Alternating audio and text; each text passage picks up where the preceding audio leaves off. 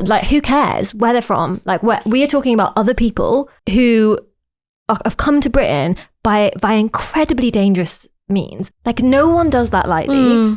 And they are now being treated absolutely appallingly. And not only are they being treated appallingly inside a detention centre, what is essentially a detention centre, they likely will have to face being treated appallingly if they have, if they're waiting on their asylum claim, even if their asylum claim is processed in a country where asylum is basically a dirty word.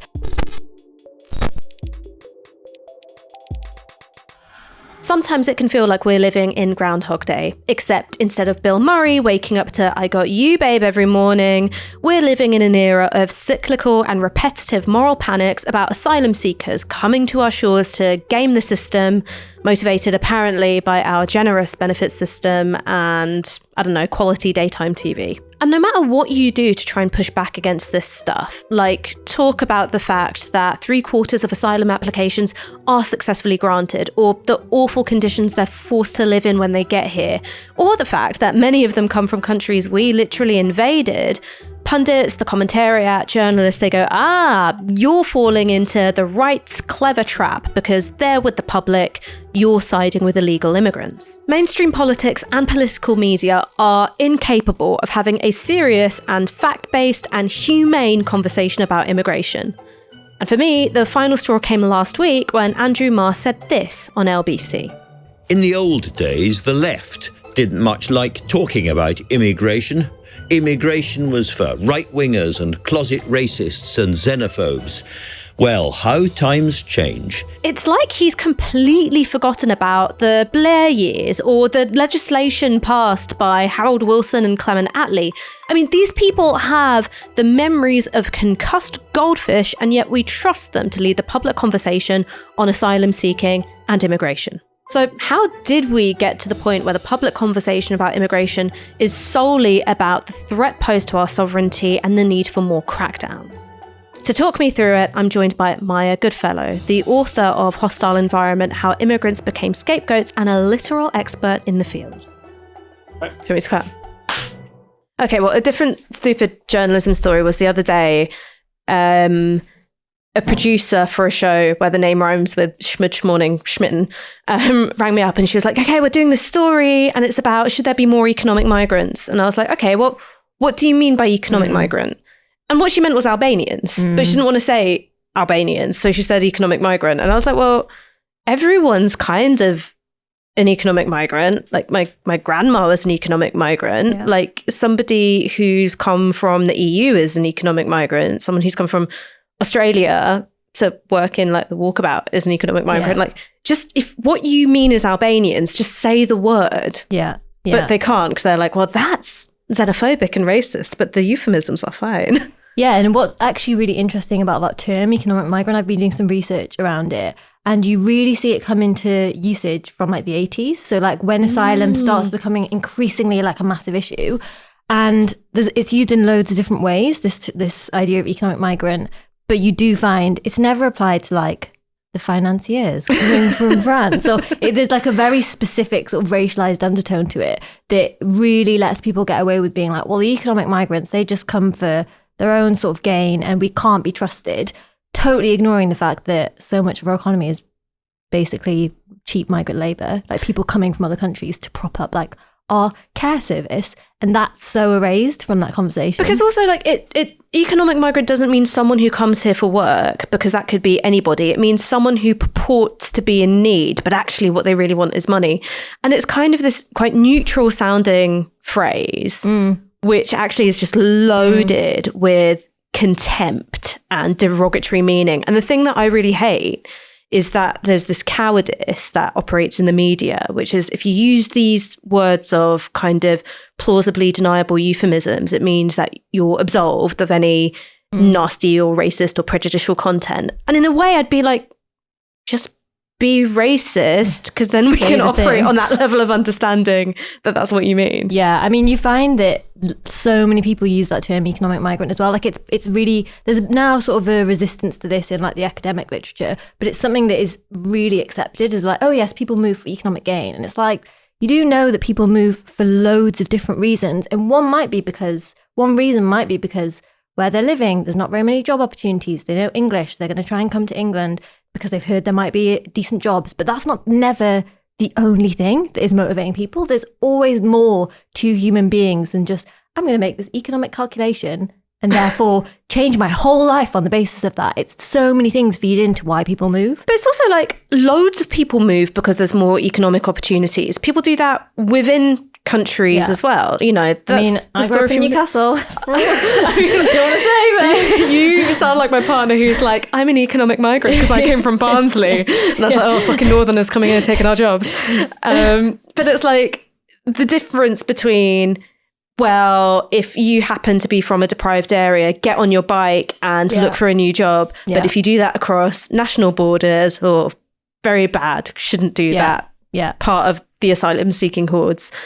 Yeah, and can't be trusted. Like you say, that it's really the idea that it's someone who's coming to game the system. And it's like, do you know that how bad the British asylum system is? Like, no one's going to go out of their way to come here to try to pretend to be an asylum seeker to live off of like less than £40 a week before their claim is processed. Like, that is not, no one is going to do that. Like, we have a really hostile system, and that is totally overlooked in all of the debate on this. Like, there was just some like right-wing account that was atting me about asylum seekers, and it was like a map where it had like a country, which I think it was Turkey, because he didn't know where Syria was, which said war, and then like loads of European countries like no war, no war, no war, and then the UK, which said benefits on it, and it was like, does it make sense yet? And I was like, it's been like 20 years since asylum seekers could claim means-tested benefits. Like, I was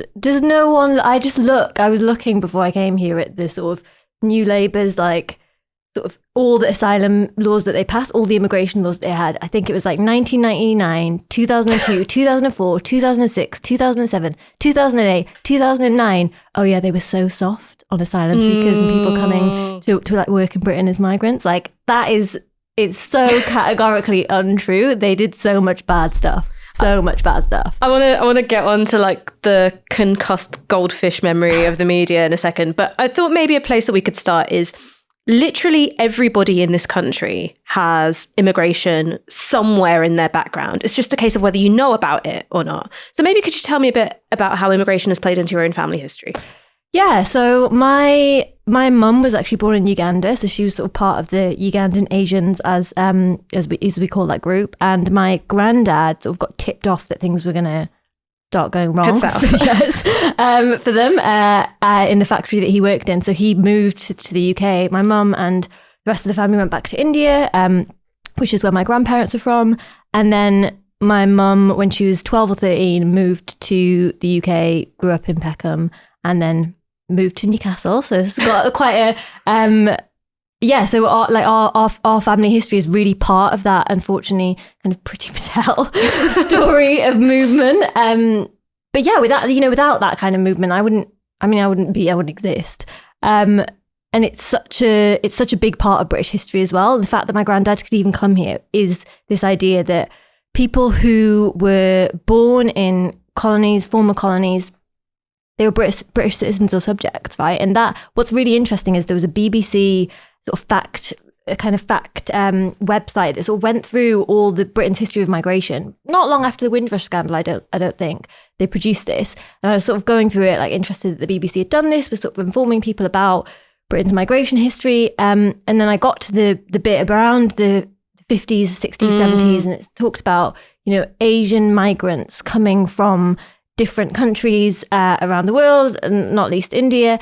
And I just thought, what would it take just for you to have a sentence to say, oh, these people weren't, I mean, not that immigrant should be a sort of dirty word, but they were citizens and subjects. Like this is totally changes how you think about immigration if you think about it in that way. Like when my grandma was born, she was born as a subject of the British Empire, which is something every time I think about it, like it really cracks me out. It's like she was born as a subject of this empire. She came after Indian independence, but it's 53, 54, and she was 17. And her generation were invited to come to the UK to rebuild Britain post-war, whether that was working in the NHS or working in transport or, any one of these things. And like, I was talking to somebody whose grandparents came over as part of the Windrush generation, and he was like, yeah, man, there were adverts like all over Jamaica being like, come to this country. Yeah. And what is interesting about that, there's a BBC documentary, like maybe like a decade ago now, that was about the nurses who came, like exactly from like all over the Caribbean, other countries, and they were invited to come. And there was, always stays with me, there was one woman interviewed who said, you know, they like wanted us to come over because basically the NHS would not have survived without people coming from all over the world to work in it. They wanted us to come and work in the day, but at night when our shift was over, they just wanted us to disappear. They didn't want us to be in Britain, and that is really, I mean, obviously there is a bit of a shift in that history where the government start sending out ads to different countries saying it's too cold, don't come. Actually, now that you have the choice, don't come to Britain. But there is that period of time where they are saying to people, come here, come and work in the NHS, come and work in transport. But those people, when they arrived, I mean, they were under no illusions, most people, how racist Britain was going to be, basically felt like, you want us for our labour, but that's it. It's kind of something which I find really hard to imagine, because think about what it must have been like for my grandma when she was 17. She's coming over here. She didn't know anybody. She was an unaccompanied minor, we'd call her now.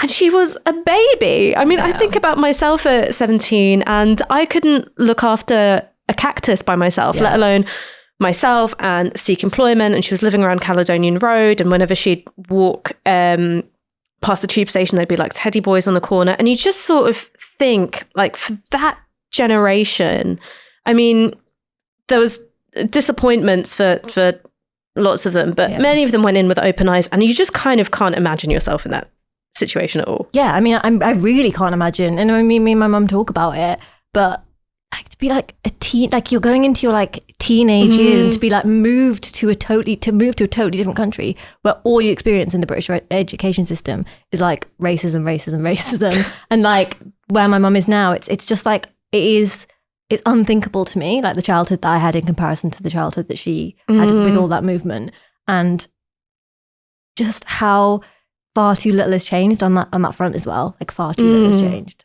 I sometimes look at it and go, how come I have anxiety and you don't? Like, are we really like subpar millennials who don't know when they're born? So how did this interest in researching and producing academic work around migration start for you? Was it something about family history, or was it something else? I mean, I guess it's living in Britain.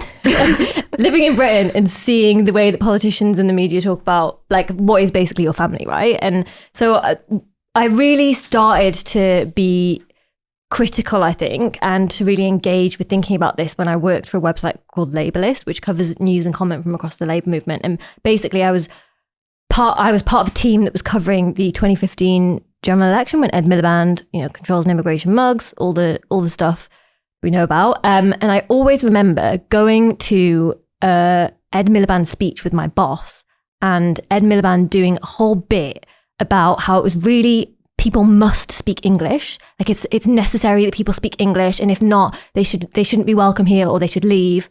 And having a conversation with my boss who didn't really thought, that's a fine policy, why not? And being like, no, my grandparents lived in this country and they weren't. Like, how would they at that age come here? They were working so many hours a week.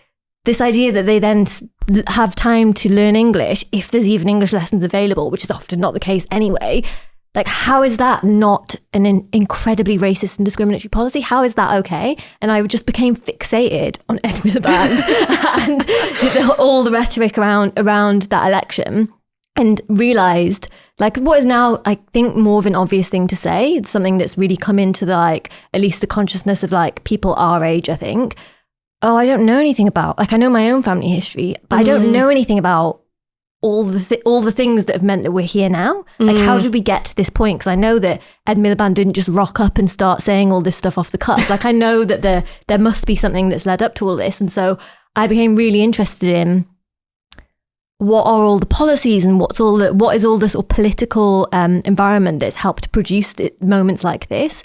And the other thing that sort of got me interested in, sort of made me realize or think about this more deeply, is the more I looked into it, the more that I realized there's quite a few like popular thinkers or like popular books about the other side of the argument, let's say, this sort of anti-immigration arguments. And there wasn't tons at the time making the case for the opposite, right? And it felt like a really sort of fringe view. I think that's shifted in some ways. And so really it came from a frustration, I think, as well as that personal connection. I mean, you mentioned that, migrants must speak English if they're here. I've always thought that there is a vast overestimation of the number of people who are here and can't speak any English at all.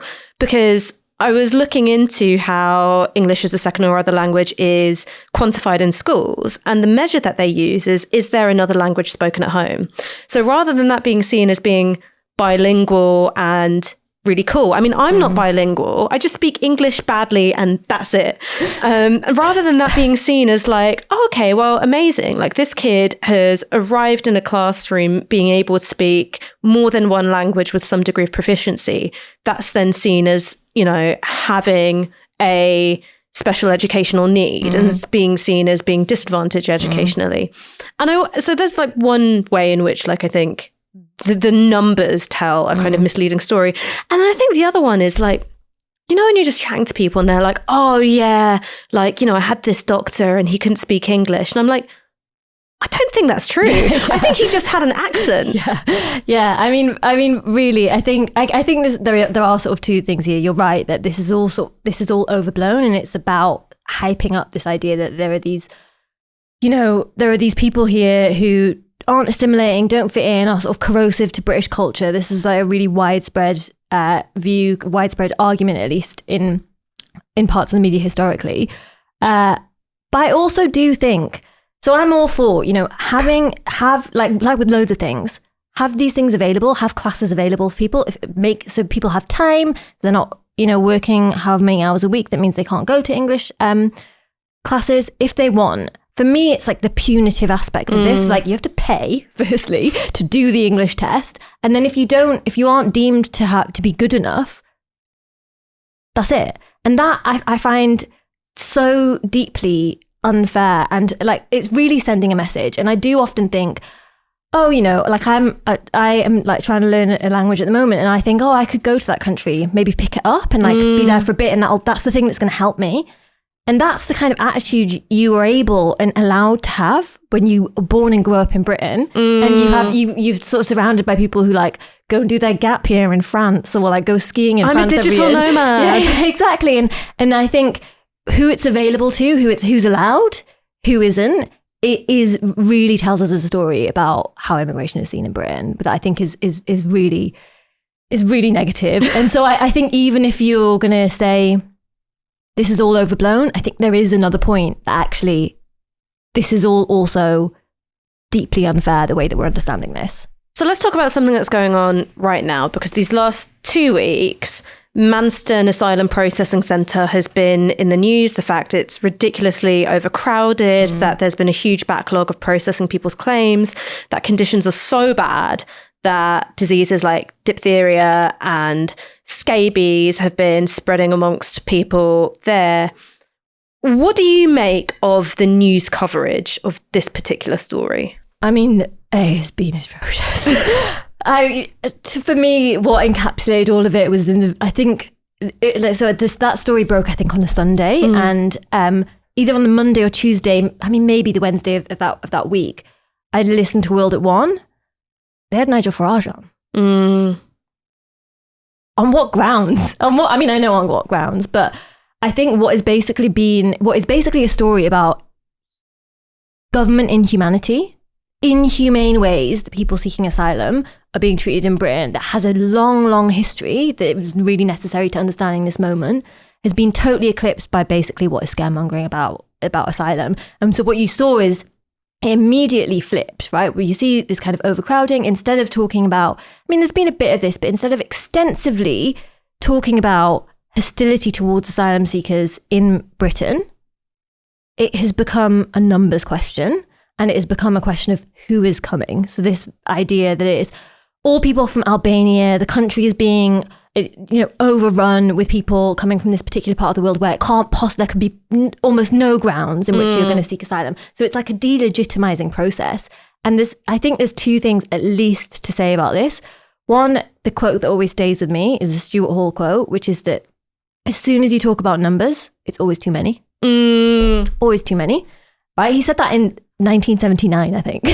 Like that still is so incredibly true. And the second thing is this idea about people coming from Albania. There is always in British history a group to be talking about in these ways, whether it's people from Ireland, Jewish people fleeing Nazi Germany, whether it's people from India, Pakistan, Poland, Romania, now Albania. This is just, I could have written a story about this before it happened because it's so predictable. It's so predictable that this is how it would play out. I mean, what's really interesting about Albania becoming this embodiment of the undeserving migrant is that that's exactly how it was in the early 2000s. I mean, we're going to talk about the Blair Brown years in some detail, but before we do, I remember that in The Sun, there was a Mr. Men cartoon, and this was pretty soon after Rebecca Wade took over as editor in 2003.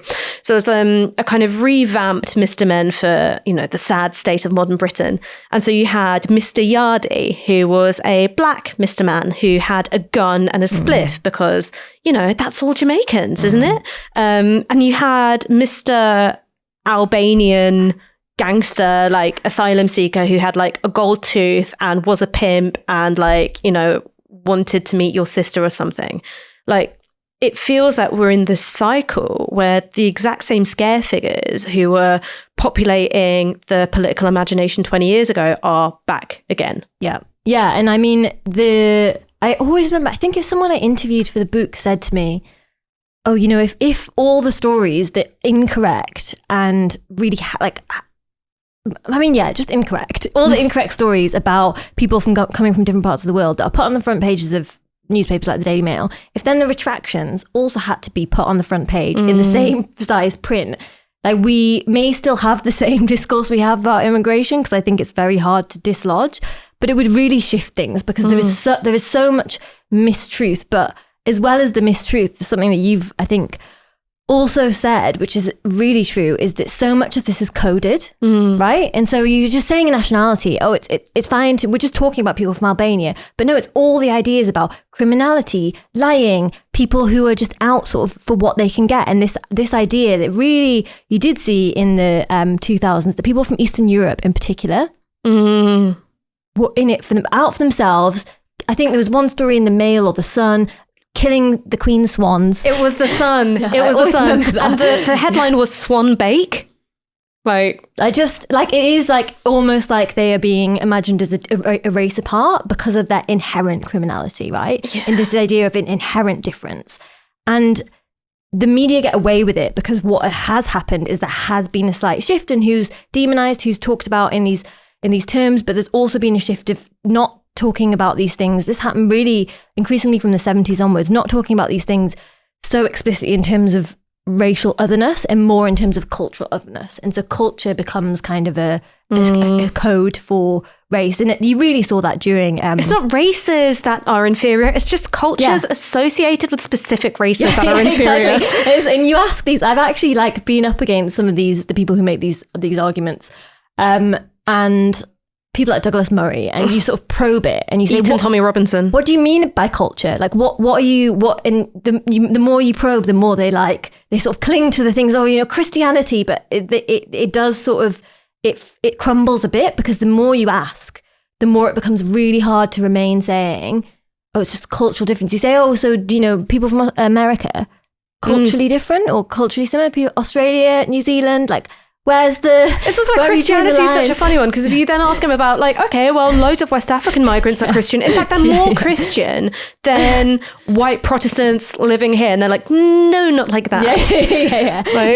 Absolutely not like that. Yeah. I mean, just one last thing about the news cycle. The thing which kicked off the focus on Manston was the fact that there was an attack on Western Jetfoil Asylum Processing Centre. An individual called Andy Leake threw petrol bombs at the centre and then killed himself shortly afterwards. And I don't want to get into him as an individual, but do you think that there are things in the political environment which made it likely, if not inevitable, that something like that was going to happen? Yeah, I mean, I always think it's very difficult before we know, whoever it is, there's always a rush to say this is why. But I do think when we think about instances of violence like that, the political context obviously to different degrees with different people and different instances, obviously is going to play a role. You can't, you think about the murder of Joe Cox.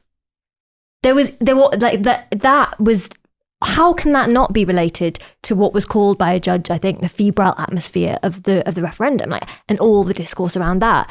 And that is something that the media and, large parts of our political class, they don't want to engage with, because they don't want to start having to think, oh, the language that we use, the way we talk about these things, does that have an impact? And, it's not politically expedient for them to do so either, because who cares about that are either people they think they're not going to win the votes of, or they're not trying to talk to, or people who they think, in the case of the Labour Party, the votes are in the bag, and we're just not even going to bother thinking about this set of people.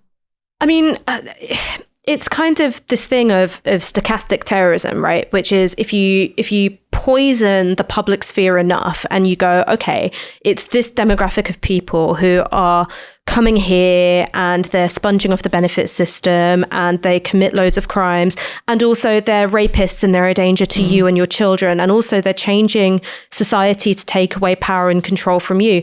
If you genuinely believed all of these things, and lots of the time it's not an individual headline, it's like the accumulation of news coverage, and then how you've got a far right media ecology which takes on certain things, blows it out of proportion, adds some misinformation. If you believed all of these things, what wouldn't you think is morally justified? Yeah, and I think the key thing there is as you say, is the volume of this kind of message. And it's not just, the moment when this happens, it's the 20 years beforehand is what you grow up hearing. It's the stuff that you see on TV that suggests that people are bogus asylum seekers or legitimate refugees. And those ideas are something now everyone in Britain knows what's meant by that. Everyone knows, right? And what is lost is how, factually incorrect that is, factually inaccurate, but also the thing that I have kept thinking with this, with the past few weeks, which is kind of an obvious, it almost feels like insultingly obvious to say, is we're talking about people. We are talking about people, who cares where they're from? We are talking about other people who have come to Britain by incredibly dangerous means, incredibly dangerous. No one does that lightly. And they are now being treated absolutely appallingly. And not only are they being treated appallingly inside a detention centre, what is essentially a detention centre, they likely will have to face being treated appallingly if they have, if they're waiting on their asylum claim, even if their asylum claim is processed in a country where asylum is basically a dirty word and immigration is basically a dirty word. And I interviewed so many people for the book who just were, they were wanted to resist and they wanted to change things. And they had so many ideas about what could change in Britain around the immigration system. They weren't just sort of passive victims, but they were sick and tired. There was one woman who said to me, I just want to have a life. And this country's made me feel so awful for just wanting to have a life. And that is the case for so many people who come here and then experience this kind of bile. One of the things that's really striking about how asylum has become a dirty word is that the volume of news coverage and the tenor of the political debate has meant that people look at others suffering and they react not with empathy but with disgust and revulsion.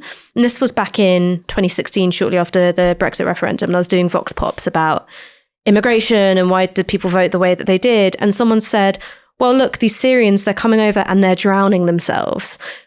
And I just thought that was such a bizarre way to apportion blame and a really revealing thing to say about how you feel when you're presented with, the rare occasions where there's some sympathetic media coverage. So when the Syrian toddler, Aylan Kurdi, there was an image of him having drowned and his body washed up on a beach.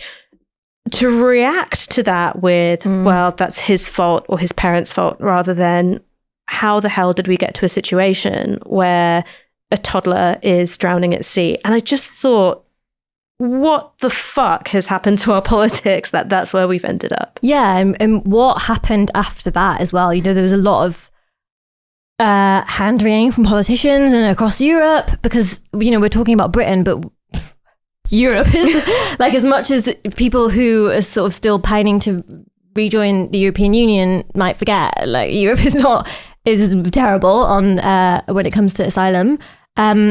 There was a brief shift, some kind of softening of laws, and it went back to normal. And Alan Kurdi's dad said a year later, like, what's changed? Like, my son died.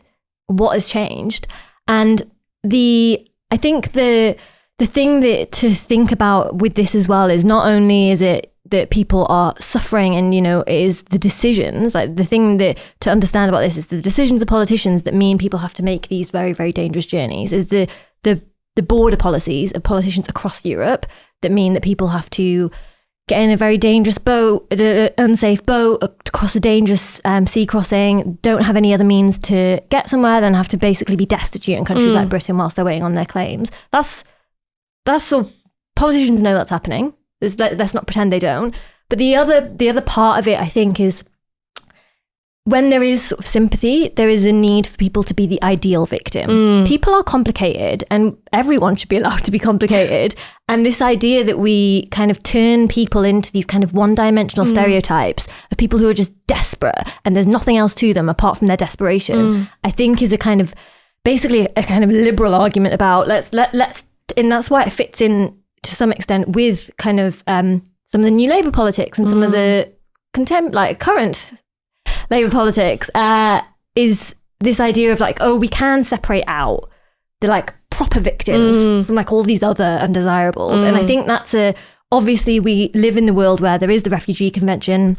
There are states are supposed to, obviously often don't, abide by certain rules relating to people claiming and seeking asylum. But I also think when people are moving for a reason, many different reasons often, but we separating out sort of like the good asylum seeker from the bad migrant is a recipe for reproducing the very politics that we've seen over the past 2 decades around asylum and migration. I mean, so this is going to sound like a really basic question, I warn you, but borders can feel really natural. So we're an island, so the boundaries of the island nation feel like a really natural border, or the boundary of the Himalayas in India feels like a very natural border. And then you look at all the straight lines in Africa and you're like, oh, how did they get there? So how are borders made? And are they always related to what the natural boundaries of a nation are, or do they reflect something else? I mean, no, is I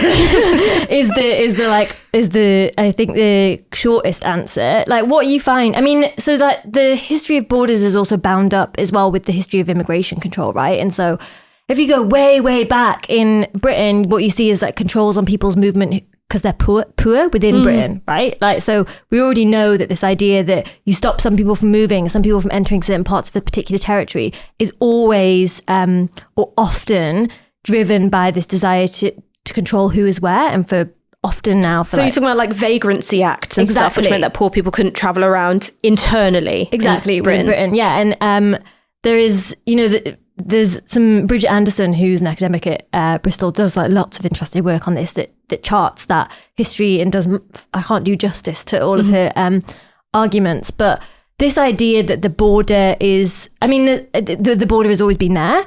Not true. Not true. Borders have been changing throughout history. They're very movable. There's a really good map that kind of charts over time the changing borders around the world, that shows just how artificial this is. There are obviously borders within countries like Britain. You have the hostile environment, which means that people are experiencing the border when they go to the NHS, when they go to the doctors, the hospital. So when you're talking about there's a border within Britain, it's not a border as a distinction between one territory and another. It's a way of classifying people rather than places. Yeah, and I think that, so, for a lot of people, the border is like the airport, like, or the point at which they cross, and you can go around the world and you can sort of hop over the border in lots of places from like one country to another. I've done that. And that shows you really how artificial a lot of that is, because it's just like, oh, what is the difference between here and here? Like nothing. But yes, there is a way of categorizing people that mean that some people are experiencing the border all the time. So with the hostile environment, if you want to like rent a place, you have to like show your documentation. Lots of people have to show their documentation to prove that they have the right to be here, or that they're British citizens. That's a form of bordering, what we call bordering. So the act of creating the border, because what that does is that for people who don't have the right documentation, they can't get the basic things they need in life. And so it's kind of like that meme of like, guess I'll die then. Like, what do you want people to do? Yeah. And the thing that strikes me most about borders when I've sort of looked at the way that people are talking about it, it's very difficult in the media to hold the position I do about borders, which is that they are fundamentally an ill in the world, is because we've been told, we live in a country where we're told all the time, the border is the thing that protects, it's the thing that filters out the unsafe people, the people we want, the people we don't. It's basically trading. It's like moving around pieces on a chessboard or pieces on a, Risk, that board game, where it's like the people you want are allowed to cross the border, the people that you aren't, you don't want them there. And the border is actually that kind of sorting mechanism. It doesn't keep us safe. I mean, what does that even mean? Are we going to now start putting borders around different parts of the country because we don't want people coming from, I don't know, if I move back to Newcastle, would I not want people from Carlisle coming? Because can they be trusted to use public services properly? But it produces a lot of violence, and it produces a lot of pain, a lot of death, a lot of administrative stress, which sounds kind of unimportant, but actually to be in Britain, to stay in Britain with the right papers is so expensive, so difficult, like so complex. And when I was doing the research for the book, I interviewed loads of people about this, and everyone said this, like the same thing, that it's just awful. But I also interviewed some immigration lawyers who were just like, we don't know all the rules. It's very hard to keep up with all of this. Like, we can't always make sense. It's changing around you. So the border is also this kind of this web of administration that you have to navigate. And so it sort of seems benign, but actually is the difference between you having status, you not having status, which for a lot of people, I mean, for most people is absolutely huge. I mean, like, it's, I've got a British passport, which is kind of like the golden ticket, right? So if I want to like navigate this administrative web, it's like I kind of like, flash it up and there you go. Like the automatic doors, like, slide open. And then you realize that even that is conditional. So what happened with Shamima Begum, for instance, is, she was born in the UK, a British national. That's the only nationality that she herself held. She left for Syria with 2 other girls, and she surfaced in a camp after, the fall of Raqqa. And she has her citizenship stripped from her by Sajid Javid, who is also notably the first non-white Home Secretary in this country's history. And I don't think it's a coincidence that we now only get non-white Home Secretaries to do the work of cracking down on immigration. But the logic that they used for stripping her of her nationality was that because she is of Bangladeshi origin, just like me, she could potentially be eligible for Bangladeshi citizenship. So she's Bangladesh's problem. Yeah. We don't have legally a duty of care towards her or her baby, who died in that camp. And that also means that we don't have to do the difficult work of bringing her back here and having a criminal justice system decide, was she responsible for her own actions or was she groomed? You can just, because she's got heritage which points to somewhere else, she's their problem. And I was talking about this on the radio on LBC, and there was, some Tory think tanker who looked a lot like what's his face, Sid from Toy Story. Like it was so distracting. And I was like, that could be me. Yeah. And he was like, well, no, it couldn't be you because you're not a terrorist. And I was like, well, anyone can be accused of anything. Yeah. And the point of having the criminal justice system is that decides who's who. Yeah. But on the basis of my heritage, that my skin tells you that there's migration somewhere in my family history, I could have my British nationality stripped from me like that. Yeah. Yeah. And that is that, you know, there's, for all the talk of, it's not racist to be concerned about immigration. I mean, that's wrong for a lot of different reasons. It is all very tricky to unpick because of like the very insidious way that race can work.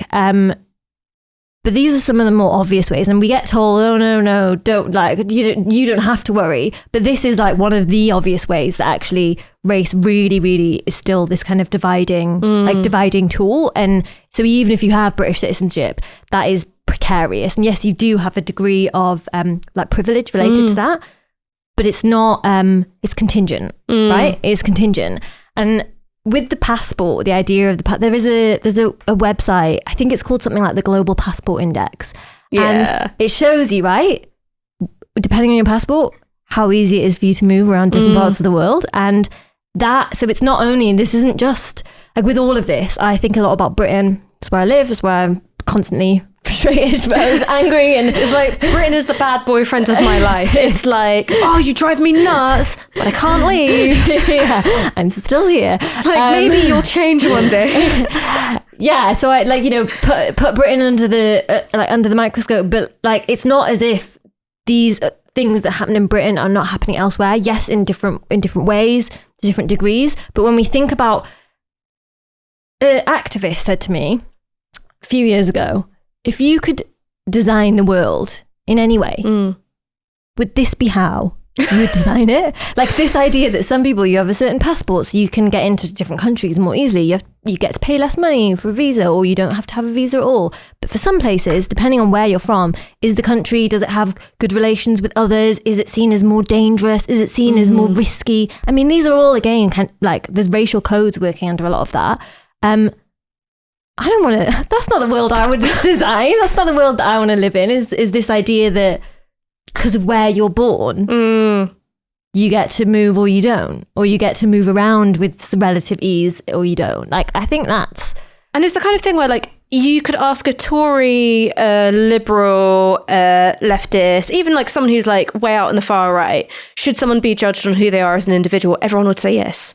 And then you have a border regime, which is like, think again, my friend. Yeah. And it is this big sorting mechanism that I think is fairly indefensible. And I think for a lot of people, because it all is already confusing. Right? I've spent like a lot of years of my life trying to like make sense of all of it. And it's not like I still can see it all in my mind as some, like, I don't have like a clear picture of all the different ways that it functions, because it's changing all the time in terms of like visa requirements, in terms of different paperwork you need, in terms of costs. That's the case around the world. But I do know it's not a good way to be treating people. It's not a good way to be, if we care about people's humanity, which is what politicians always say they do. I mean, so let's talk a bit about the history of some of this. So 1948, Clement Attlee introduces the British Nationality Act. Yeah. What was it? What did it do? And what's its legacy for us now? Yeah, so the British Nationality Act, in many ways, sort of put into law what was already in existence, which is that people from colonies and former colonies could come to Britain, like legally come to Britain and live in Britain. And there's a number of different reasons why this happened, but part of it was to do with the fact that some of the colonies and former colonies that we will call the white colonies and former colonies, so places that would be like imagined as white, majority white, places like Canada, like it was Canada in particular, but also like New Zealand, were kind of beginning to develop their own ideas about nationhood, national identity, what that would look like. And Britain wanted to keep everyone close, let's say. They're like, just because you've moved out doesn't mean we can't hang out all the time. Yeah, and so that really, it wasn't like a massive step change in terms of what people could do, but it was this kind of signal that you could move legally and you had the right to move legally. It's probably worth saying in terms of like the prehistory to that Nationality Act is Britain had already sort of started putting in place some of the stuff that is the basis for what we think of now as British immigration law. So like right at the start of the 1900s, they did a lot of bad stuff. And really it was initially related to Jewish people fleeing pogroms from Russia, Poland, from the 1880s around then onwards. And like 1905, 1914, 1919 was also in part to do with like what's called Germanophobia, so like hostility towards German people because of World War One. The government started introducing all these rules and laws about if you could move, what you had to have if you were going to move here, largely for these kinds of specific groups. But it was British immigration law, and so that was it called the Alien Act? Was one of them called the Alien Act? The 1905 Aliens Act. And I think that act, I might be wrong in saying this. I mean, like I say, there's a lot to remember. One of those acts, you had to have a specific amount of money in a foreign bank account in order to be able to. I think actually it must have been the 1914 or 1919. Or maybe just after that, because it was related to Jewish people who were leaving, who were trying to flee Nazism. You had to have a specific amount of money in a foreign bank account. But for those people, it was often really difficult to have a foreign bank account because they weren't allowed to. And I think that in that law, it was also that if you didn't have that, if you had like the right skills, it might be okay. So that like you see in a lot of that language, a lot of the, even if it wasn't written into the laws themselves, a lot of the debate around those laws leading up to them during and after was politicians saying, okay, we want people who maybe are going to work well, not going to undercut British wages. That was like a big thing in the trade union movement as well. Also doesn't have a very good history on this, unfortunately. My mum could tell you some stories about like beefing with the trade union movement on race and immigration. Yeah, but and also, we're worried about people who are culturally different from us. So like one of the things around people who are Jewish was like, there are people who are Jewish who've assimilated and they're okay, but people coming from places like Russia, maybe you're going to be, they're maybe poorer, maybe you're going to be too culturally distinct. And so like loads of the stuff that we see today, there's echoes of that. And also the way in which you craft policy in ways which encode the racial outcome you want, but you don't have to say it. So if you go, okay, well, you have to have a foreign bank account, which is something which is specifically difficult for Jewish people because of the anti-Semitic discrimination they experience, it means that you create a barrier for Jewish people coming to this country without having ever to say, it's because we're anti-Semitic as well. Yeah, and that's why it can be really difficult to talk about these laws as well, because you often get pulled up and like, well, it didn't say this, it didn't, that's not quite what the government were doing, but you can read a lot of this stuff in the outcomes. And I mean, post 1948, there was initially loads of covert stuff that was done by Tory and Labour governments around like, we're going to try and jack up the prices of boat tickets so that if people want to come, it's like more difficult for them to do so. That's when they do things like put out ads being like, don't come, it's too cold. But really there's like a lot of tussle around. Like, can you imagine saying like, it's too cold? It's like, my grandma was born in Chittagong under the British Empire, right? She was a kid when the Bengal famine happened. India was left with a far lower GDP after being colonized than it did before colonization. So you colonize a country, you fuck it up royally, you limit the kinds of economic opportunity which are possible immediately following independence. Then you go, don't seek a better life, you might be put off by the cold. Yeah. And it's like, well, sure, but there's fewer famines where you are. So we're going to take the gamble on like cold weather. Yeah. I mean, it is... Like sometimes you do have to go back and like triple check the thing because you're like, is this what? Like, what are you all thinking? And you do know what they're thinking, but you just there's been multiple times over the past few years where I'm like saying something and I'm like, afterwards I really must have to go and check that that's accurate, because it's mad, and you stop yourself because it is, even though you know how hostile this country has been around migration, you know how wrong-headed it all is, you know how racist it all is, but still you're like, really? Like, were you like, I can believe you're that racist, but were you really that stupid? Yeah. And the answer is always yes. Yes, yeah. I mean, I wonder what you think about this, because I was thinking about that kind of, post 1948 environment when it comes to immigration. And one of the big milestones that we think of in British history is Enoch Powell giving the infamous Rivers of Blood speech. And even the format of that speech is something I find really interesting. So this happens in 1968, and he's giving a speech to a local Conservative association in Wolverhampton. And what he does is that he says, I was talking to one of my constituents and we exchanged some pleasantries about the weather.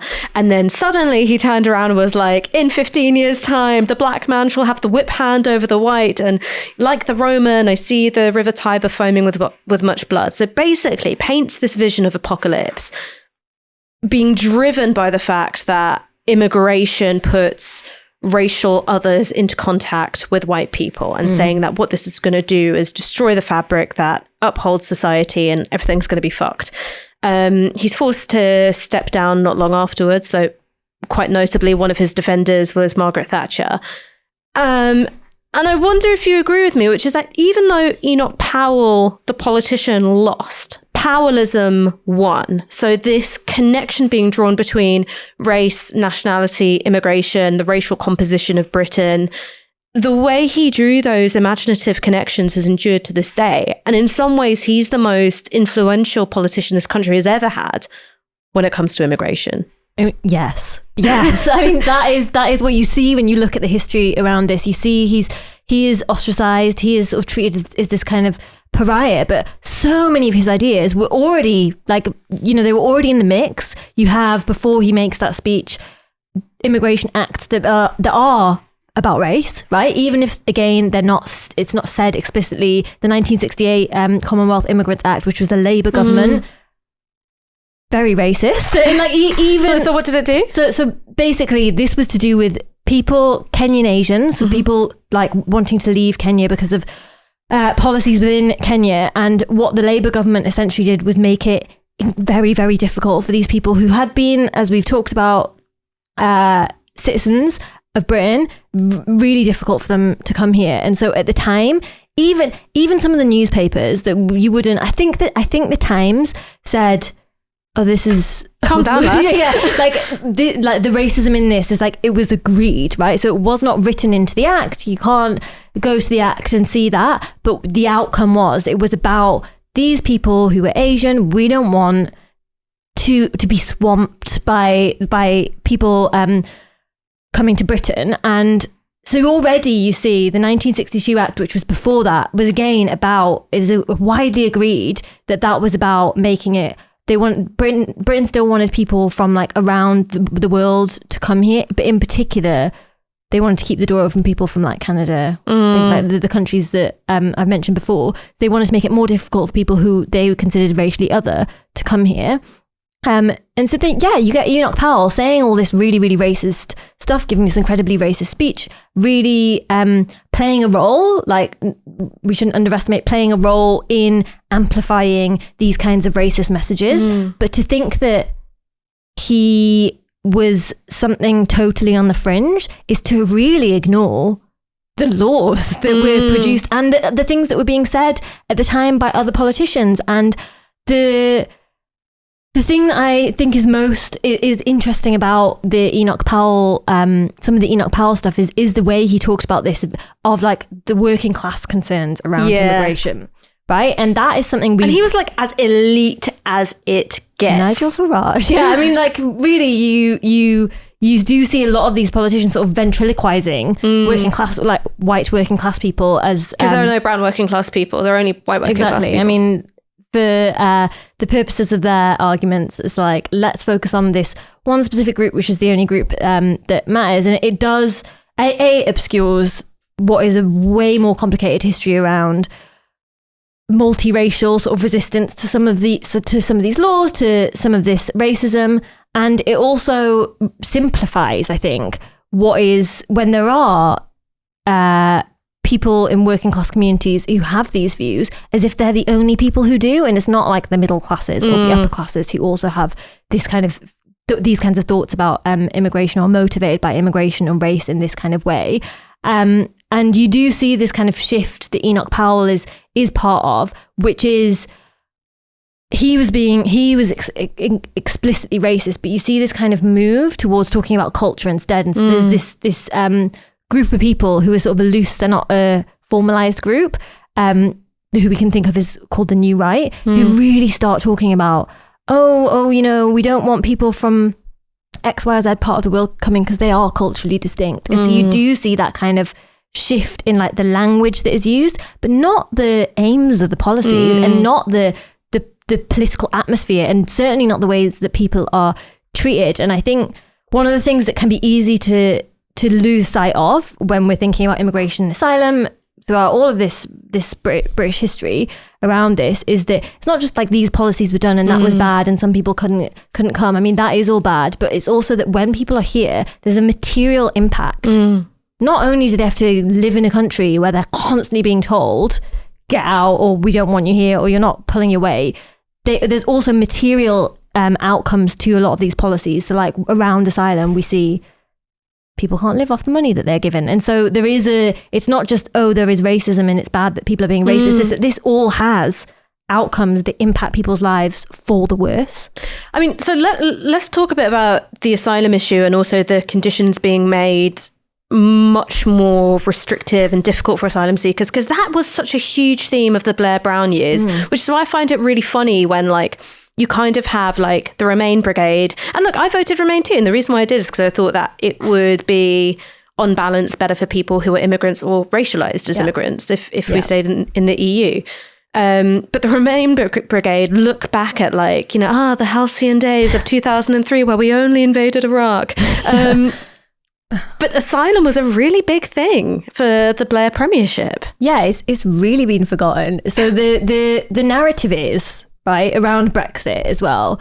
The narrative is, under New Labour, too many people were let into the country, and that brought about an undesirable change. And there has been a natural reaction, like an inherent reaction in people to people coming in. And like that's part of the reason that people ended up voting for Brexit.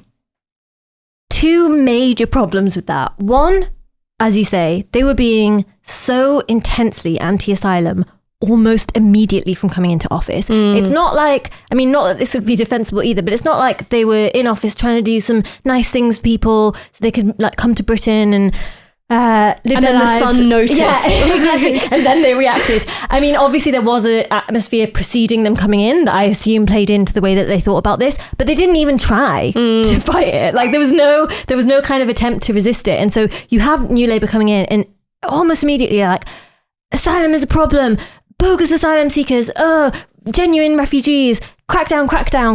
And so they did lots of different things.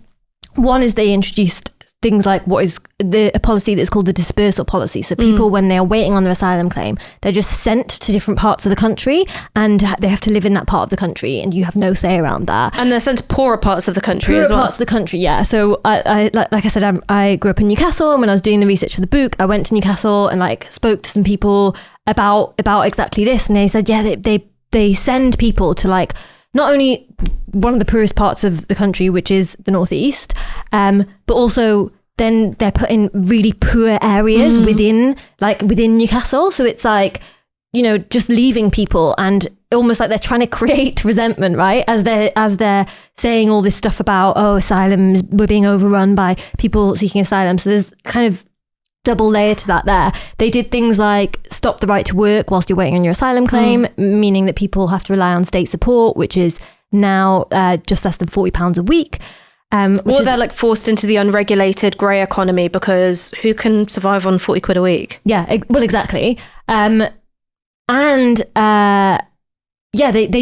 really tried to amp up this kind of hostility, really played hard into it. The rhetoric was incredibly harsh. They also, as they were doing all of this, scaled back eventually. I think it really was like sort of took hold in the like 2000s, 2005 legal age to the point where, like, again, I've spoken to loads of people who are just like, don't know if I can trust, like, I'm just paying whoever I can, if I can pay anyone to be my legal representative. Sometimes I can't, so I just have to try and figure this all out by myself. Oh God. So there's some legal aid, but like so scaled back to the extent that for some people it's just like they have to navigate this or rely on people who maybe they can't always trust to help them navigate it.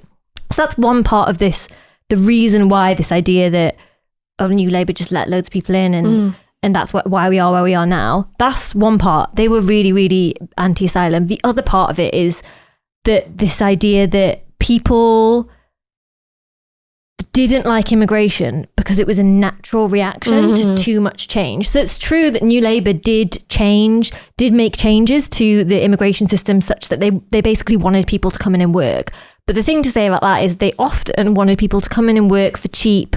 They introduced temporary working visas. Exactly. And so this is like the thing that really gets me is like, it is that this idea of like moving pieces around on a games board, like, oh, we don't want you anymore, so we're just going to get rid of you. And so it's all incredibly complicated because there were a lot of laws passed, there's a lot of changes made to the immigration system under New Labour. It's very, very hard to sort of to map out. But one of the things they definitely did is wanting to bring in cheaper labour. They wanted some of that labour at least to be temporary labour. And so for lots of people, come to Britain, work, spend loads of money getting here, maybe if they had to pay immigration fees, and then told to leave. And so this idea that, they just let people in and they were really open and kind is a real misunderstanding of what happened. But the point about, people just reacted to, people in different parts of the country just reacted to that really badly. No, they were living in a country where they were being told all the time that people coming was negative. And so, yes, New Labour did a bit where they were like, economic migration, this phrase I hate, is good and we should have that. But they were at the same time being like, asylum's terrible. And so for people, when they're looking at immigration, they're not separating it out in a way that kind of is like, oh, well, they're clamping down on asylum, and so also they're blurring the category themselves. So it's not just like asylum bad, economic migration good. It's also there are bogus asylum seekers who are really motivated by economic means. So then it's like, so what's the difference between the bogus asylum seeker motivated by economic means and just like, regular economic migrant? Yeah. What's the difference here? Yeah, and I think that I'm not one for like privileging one category of person over another. These are they're not always legal, rooted in law, but they are like created categories. They're categories politicians and sometimes law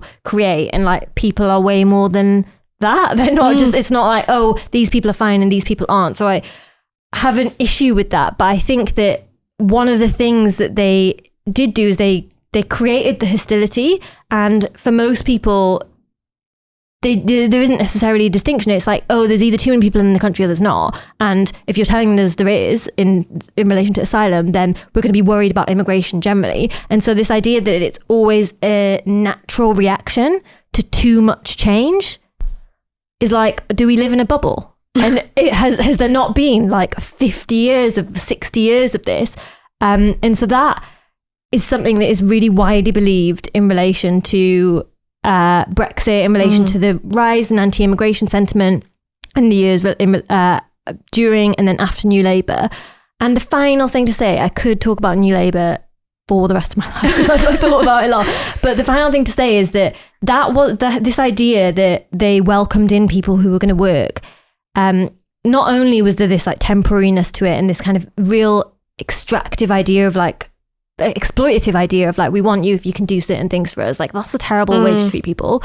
That didn't remain either. I don't know if anyone can remember Gordon Brown, British jobs, British workers. Like they ended up responding hard and going in when there was major economic problems in the country, in part because of the global financial crash, and responding to like falling vote share and Tory messaging.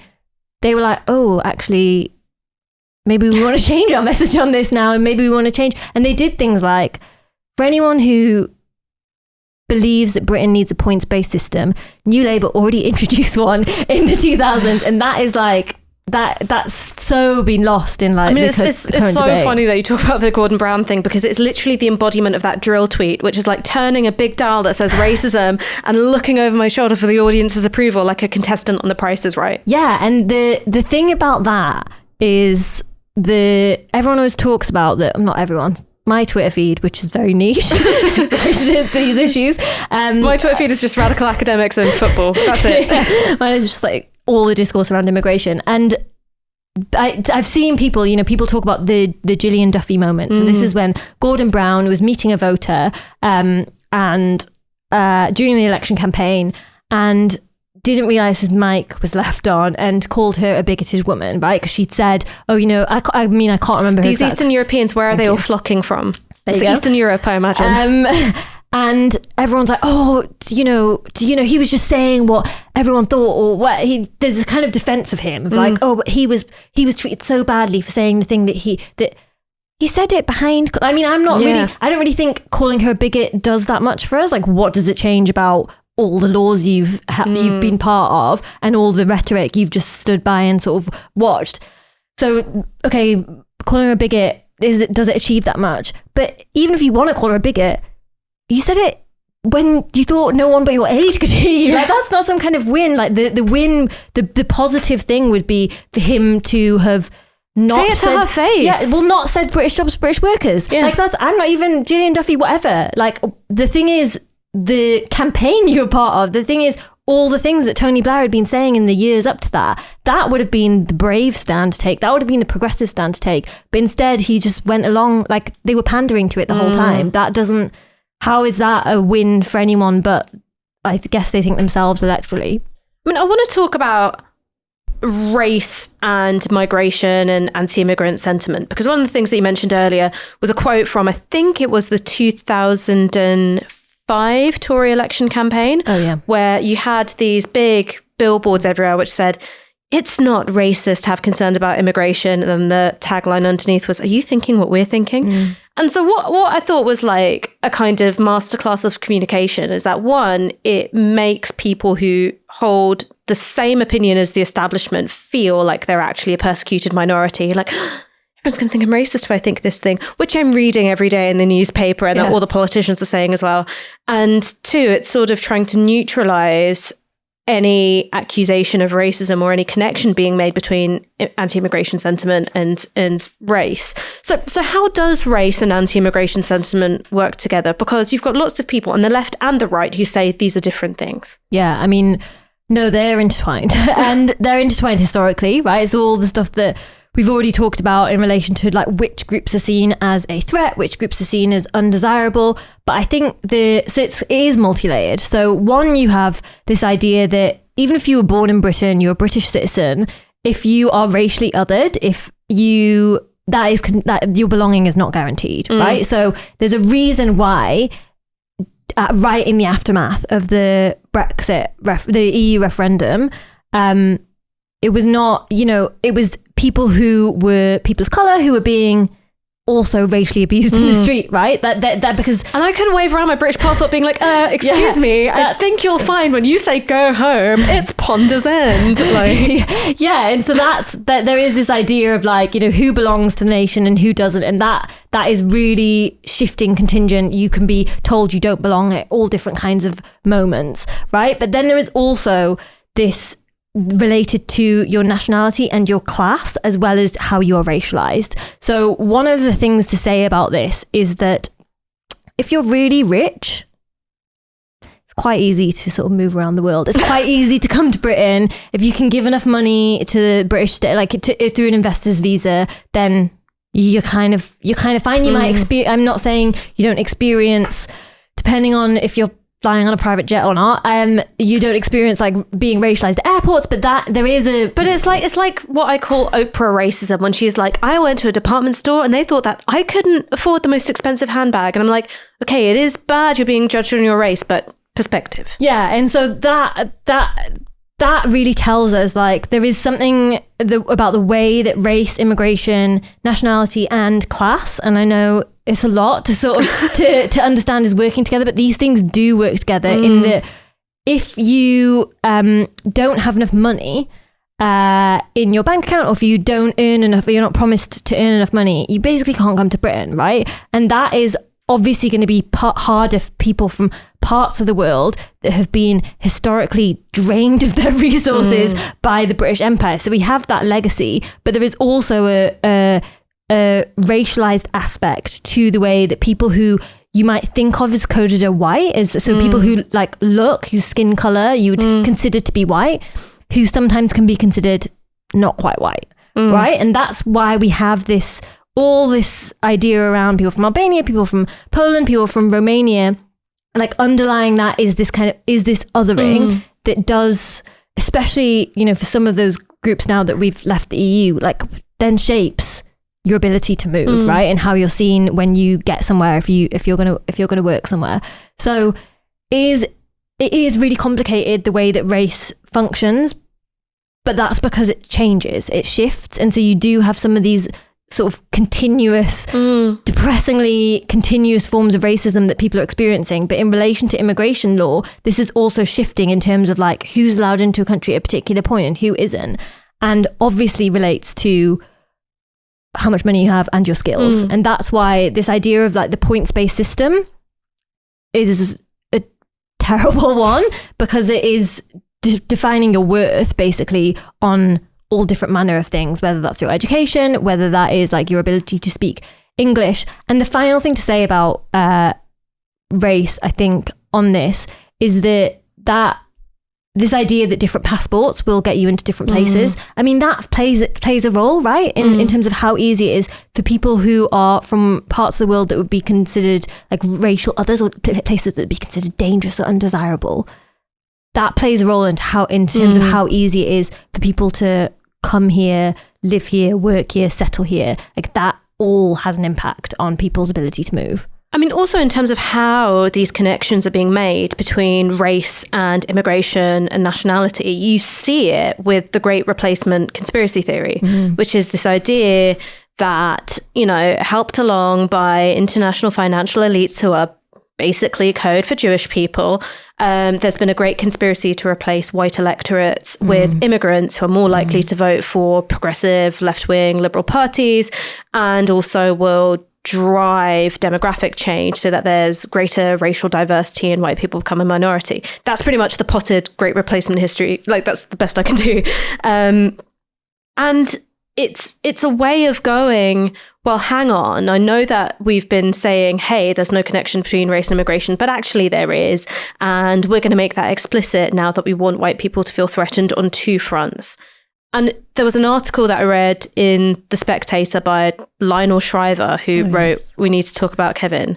And it was the most duplicitous piece of writing I'd ever seen in my life. So it wasn't just that it was racist. Obviously it was racist.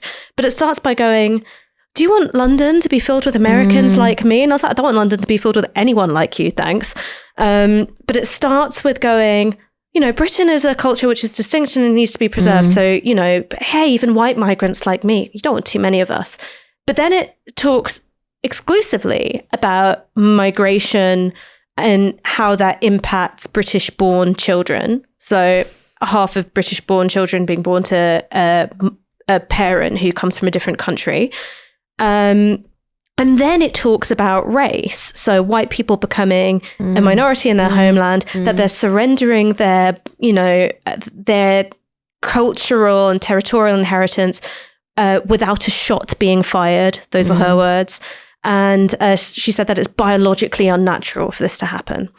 And not to sound like a big wet lib, but this is one area where I kind of am a bit of a wet lib, is one of the stories of the past 50 years is greater racial diversity, not just because of immigration, but because of how people are forming families and how people are falling in love and making a life for themselves. And we often think about mixed heritage just being about white parent, non-white parent, but actually there's really wonderful forms of mixed heritage families where it's one parent who's from West Africa, one parent who's from the Caribbean. Just thinking about my own friendship group, you've got, you know, couples who are Pakistani and Turkish, couples who are Jewish and Somali, couples who are Irish and who are Black. There's all sorts of ways in which people are interacting.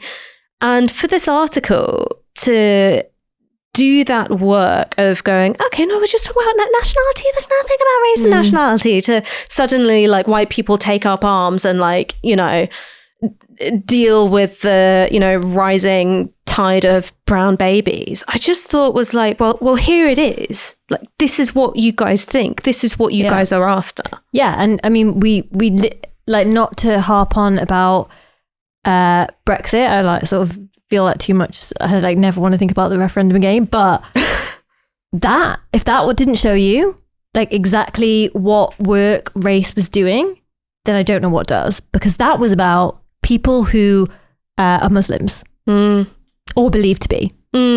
That's what that was about. Like all those leaflets about people coming from Turkey, like like that was all about who the threat is and who is culturally distinct and who is gonna dilute British culture. Like that was that to like that if you ever needed a perfect case study, like a depressingly perfect case study about how race and immigration are working together in British political discourse, that was it. And that seems to have just been like, because the Remain campaign, this isn't just about the Leave campaign was terrible. The Remain campaign was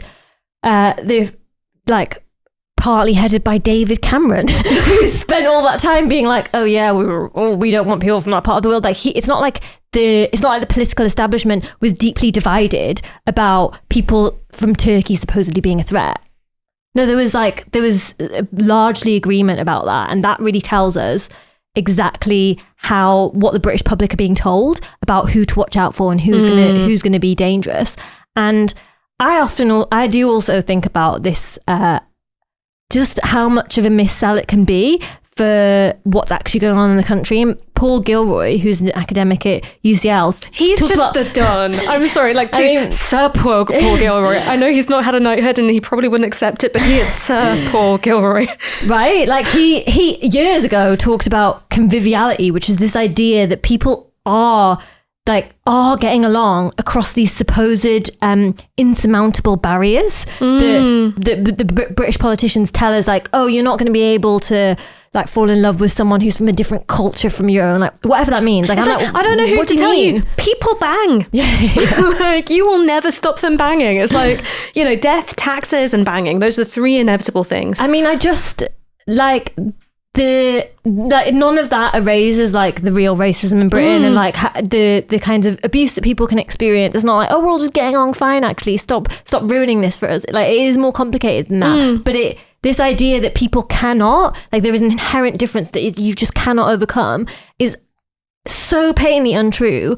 But I also just want to sit everyone down and be like, what do you mean by culture? Because, and again, like just to Stuart Hall is also like the person to look to for this, because he wrote it all basically for us in the 70s and 80s. And it's also mega readable. Like that's one of the things I love about Stuart Hall. Well, yeah, because this quote is like my favorite, which is, and I'm going to butcher it, but the quote is like, what does anyone know about an English person except they can't get through the day without a cup of tea? Where are the tea plantations in England? They're all on. Like they are in India, Sri Lanka. That is the outside history that is inside the history of the English. And for me, I always am like, so this culture that you feel like is being diluted, like tell us about it. Like where, like what is it? And not only is it, oh yes, Britain had an empire and obviously was influenced other places, was influenced by and then influenced other places. But like this idea that there's like this static thing about what it is to be born in a particular country and what that makes you is just doesn't make any sense to me when I think about like the people I went to school with. We were all born in the same city. We do not have the same, like we don't all do the same things and have the same beliefs and abide by the same sort of cultural rules as one another. Like we're all different. So what is it? Like, yeah, okay, maybe there's some things you could say that are British, but like, is that static? But it's also just like a matter of time of like what gets assimilated and naturalized as British culture and what doesn't, and what can be and what can't be. And I was thinking about this in relation to like one of my best mates is Irish and she only holds an Irish passport. She doesn't have a British passport. Whereas, I only have a British passport, and sometimes again, we like to play a Spot the Immigrant because no one ever picks her. And there will also be a difference in like, if we both have children and, those children have children, is that, any kid I have, regardless of who the dad is going to have dark skin. Hers won't be. And her children, despite having immigration, kind of closer to them in a generational sense, will be automatically inducted into Britishness. And of course, you're Indigenous Brit and you deserve to be here in a way that mine won't. And it will take that greater period of time as like, they make a journey perhaps into whiteness for them to then be considered a natural or, authentic belonging component of the British body politic. And I just think about that a lot in terms of when people think about the border and the border being natural, and what the border is status for people as much as it is, status for territory. And I think about, the fact that there will be no real difference between, my kids and, one of my colleagues' kids, who's white, in a passport sense, a national sense, but in that sense of like, who do you think really belongs? What's native? What's indigenous? And how do we construct those categories? Massive difference. Yeah. So I've got one last question for you. If you could design government immigration policy and it be implemented tomorrow, what would it look like? I hate this question. No one wants my real answer. So if I had want your real answer. So if I had to accept like that there was going to be an immigration system, if I have to accept there was going to be a state, there's like so many things, and this is like off the basis of speaking with loads of people who have moved through that immigration system. There's loads of things that, if we got a Labour government, for instance, they are in a very bad place on this at the moment, and I don't hold out much hope. If they were going to try and do something good, they could do immediate things like reducing fees for the immigration system. None of this is like sounds fun, but is necessary. Reducing the administrative hurdles, not making it so that we have a points-based system so that it's just about the needs of the economy.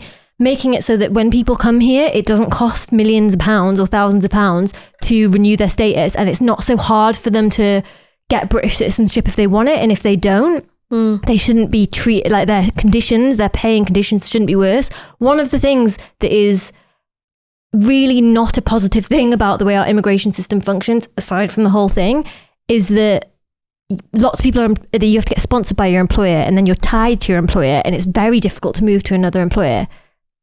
It's like having like a bureaucratic version of like the kafala system, baked into immigration policy. Really, like it is not. It's not a fair or a just way to treat anyone. Obviously, for me, I want to be moving towards a world in which we are undoing the way that the need for these kinds of bordering policies at all, because as I said, you're always going to filter some people out, and you're always going to admit some people on the basis of what you want and need. But there are steps I think that we can take to get us to a more just world. Because I realised getting there overnight is like, I'm not going to live to see it, basically. But there are things that the British government or a British government could do tomorrow to make life much better for people. And that doesn't even, we haven't even got to the asylum system yet, where so much could be done to make people's lives much easier. Do you think there's any country that gets it right, or gets it more right, or that we could model ourselves on? I thought a lot about that. A lot of people look to Canada because Canada, I think Justin Trudeau did a tweet the other day where he was like, we've welcomed in 400,000 people.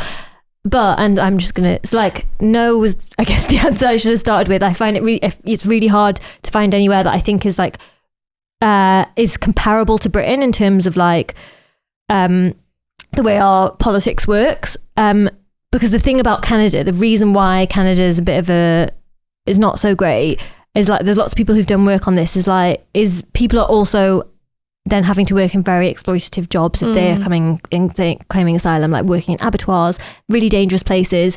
And it is this idea of like, come if we can use you. So it's not like such a positive response. I think this is because, like I said, Britain is in a web with other countries, and the bordering regime globally doesn't treat people well.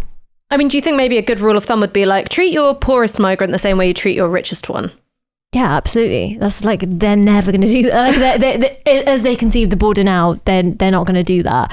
But yeah, the idea that, like, I guess one of the things that I learned when through all the years of researching this is I did think, when I started out on this, when I was sitting listening to that Ed Miliband speech, I was probably someone who thought, if someone like works really hard, like we should be saying that people are contributing to the economy, and we shouldn't be saying that people are bad for wages or whatever it is, because that's all a missell. I now believe that, okay, maybe that can be a starting point for persuading people. That is not a good end point, because if we're going to measure people's right to move and their worth on what they contribute in terms of pounds, then we're never going to treat them like people. And during the height of the pandemic, when everyone was talking about, lots of key workers are migrants, and there have been some changes made around like doctors, nurses, people who work in the healthcare profession, who now don't have to pay a particular charge that all other migrants still have to, or most other migrants still have to.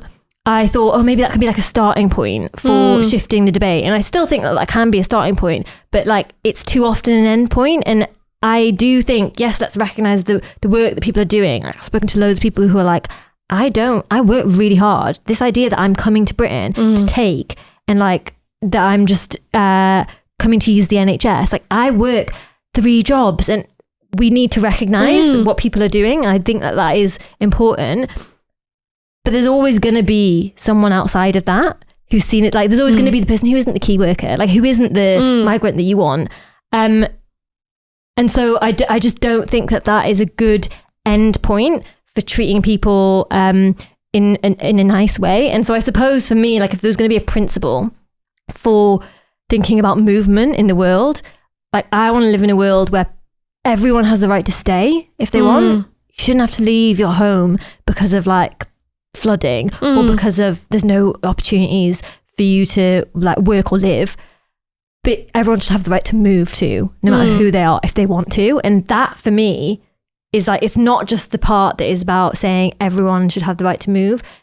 The right to stay is like a fundamental part of what a just world would look like. And if we could start from that as a principle, then I would be very happy. Maya Goodfellow, thank you so much for joining us. Thank you.